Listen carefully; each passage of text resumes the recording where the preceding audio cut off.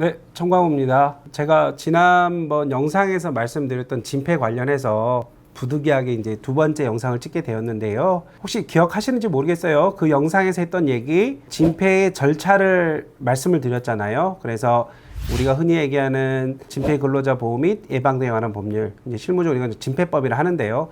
진폐법이 적용되는 광업 종사자인 경우에는 이직자 건강검진을 통해서 진폐에 대해서 우리가 흔히 산지시책이 가능하다. 근데 광업 종사자가 아닌 광업 외 종사자고 분진 작업한 자가 진폐증에 진단된 경우에는 산재법상의 최초 요양 신청을 갈 수밖에 없다. 즉 진폐법이 적용되느냐 안 되느냐에 따라서 뭐가 절차가 달라진다고 설명을 드렸어요.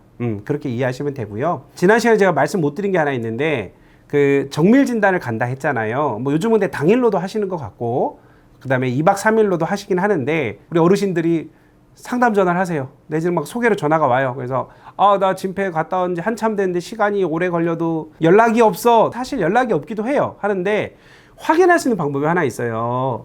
그 통장 있잖아요. 우리 재해자의 통장으로 진폐 진단수당이라고 할 거예요. 그래서 이 수당이 만약에 찍혀 있다. 그러면 진폐 급수 판정을 못 받으신 거예요. 의증 혹은 정상. 즉 최소 13급여라도 받으신 분들에 한해서 장애급여라고 하죠. 이게 지급되는 거고 진폐 진단수당 찍혀 있으면 급수를 못 받으시는 겁니다. 이렇게 이해하시면 돼요. 자, 본론으로 들어가서 자, 근데 진폐법이 적용되는지 안 되는지 적용 여부에 따라서 진폐 신청하는 절차가 이직자냐 산재법상 최초 요양 신청이냐에 따라 달라질 수 있다 했죠. 근데 한 가지가 또 있어요. 그게 뭐냐면 급수도 똑같아요. 뭐 이래 해서 임금도 그냥 진폐 고시임금 똑같아요. 근데 받는 보상이 달라질 수가 있어요. 그건 뭐 때문에? 진폐 재해 위로금 때문에 그래요. 진폐라는 직업병 보상에 있어서는 2010년 11월 21일부터 적용됐던, 즉 이거를 실무적으로 저희는 신법구법이라 그래요. 왜냐면 그만큼 상전벽해 어마무시하게 이게 변화가 많이 됐거든요. 법 개정을 통해서 보상 체계도 싹 바뀌었다고 생각하시면 돼요. 예. 그래서 2010년 11월 21일을 기준으로 구법 환자냐 신법 환자에 따라 달라지는데, 자, 구법일 때 혹시 이제 이 영상을 보신 분들 중에서는 구법을 알고 계신 분이 있을 수 있으니까, 내가 예를 들면 11급을 장애를 받았다. 그러면 11급의 일시금은 220일의 60%를 진폐 장애 위로금이라고 해서 진폐 급수에 따른 장애보상금 외에 위로금을 굳이 얘기하면 일시금 기준의 60%를 지급했단 말이에요. 구법일 때는. 근데 이게 신법에서는 바뀌었어요. 뭘로요? 진폐 재해 위로금. 자, 진폐의 급수는 제일 중하신 환자가 숫자가 제일 낮아요. 1급이에요. 홀수로 내려옵니다. 그래서 1급, 3급, 5급, 7급, 9급, 11급, 13급.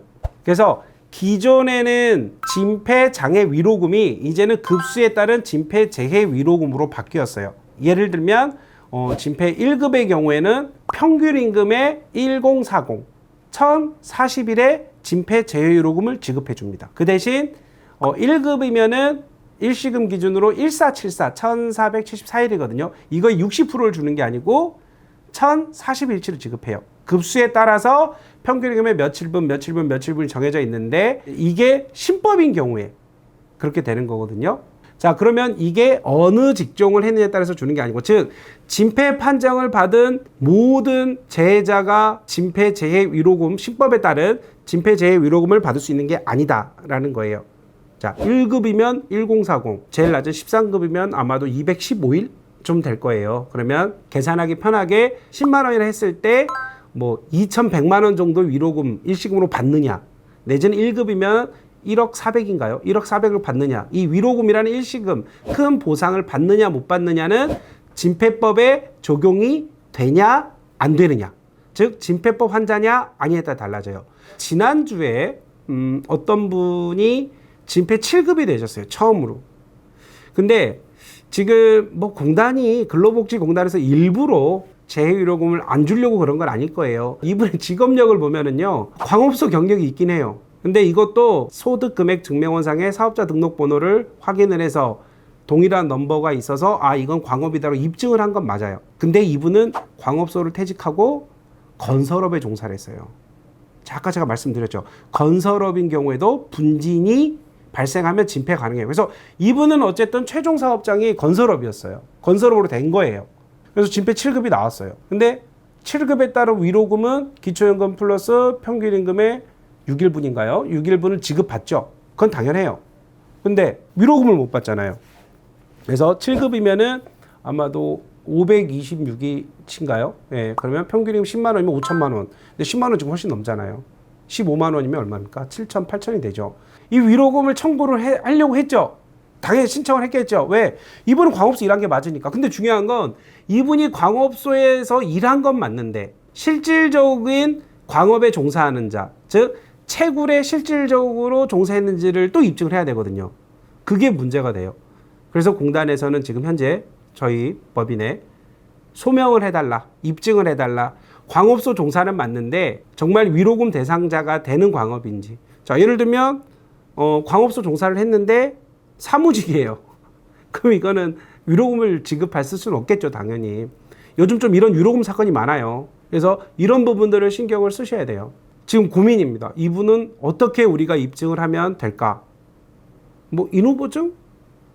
과연 그걸로 인정을 해줄지. 자, 다시 정리를 해드리자면 진폐 판정 동일한 급수를 받는다 할지라도 어떤 분들은 그냥 매월 연금만 받는 분이 계실 거고 어떤 분들은 연금을 받지만 진폐 판정과 동시에 뭐 나름의 목돈이라 할 수 있겠죠. 진폐 재개 위로금을 일시금으로 받는 분이 계실 수가 있어요.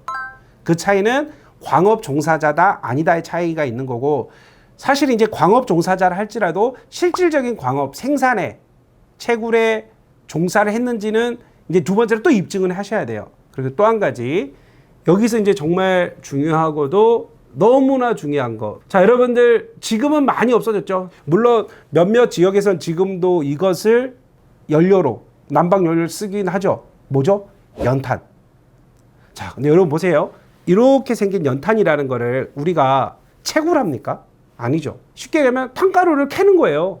그래서 이 캔 탄가루, 탄을 가지고 연탄 만드는 공장에서 제조를 하지 않습니까? 그러면 연탄 만드시는 분들은 광업 종사자입니까? 제조업입니까? 다시 말씀드리면 연탄 만드는 일을 내가 했다. 근데 내가 폐가 안 좋은 것 같다. 그래서 내가 진폐가 있는 것 같아서 진단을 받았다. 그러면 신청을 했다 쳐요.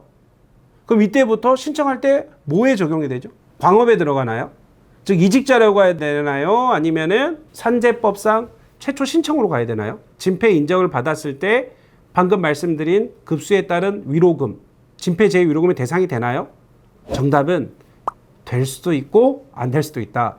무슨 말장난이야가 아니고 현재 근로복지원 지침이 그렇습니다. 그래서 연탄 공장 제조업이라 그러면 나 제조업이잖아. 연탄 만든 사람들은 위로금이 안 된대. 탄 캐던 사람들만 된대. 광업 종사하는 사람 된대. 라는 말이 틀린 말은 아닙니다. 근데 연탄 제조업의 경우에는 일정 요건들이 있어요. 그래서 일정 요건에 해당이 되면은 연탄 공장에서 연탄을 만든 일을 하셨지만, 즉 광업이 아니지만 광업으로 봐주기도 한다는 얘기죠. 그렇게 되면은 진폐법상의 재해위로금을 지급받으실 수가 있다. 라는 말씀을 드리고 싶어요.